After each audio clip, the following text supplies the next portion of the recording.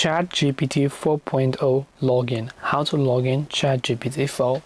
So there isn't a separate app for GPT-4. It's the normal ChatGPT app itself, and you have a premium subscription, then you can log in the exact account and you will get GPT-4 as your server. So download the GPT application from your App Store and your Play Store, and once you open it up, you simply have to log into your account as you normally would. So there isn't a separate login process for GPT 4.0 or something. You just tap on the continue button here.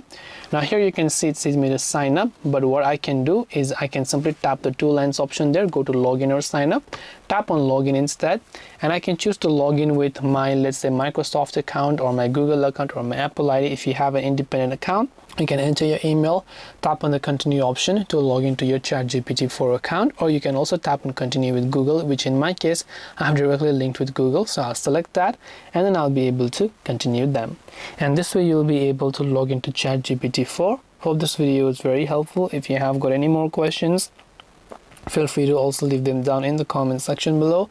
Thank you very much for watching till the end of this tutorial, and as always, see you soon in the next video.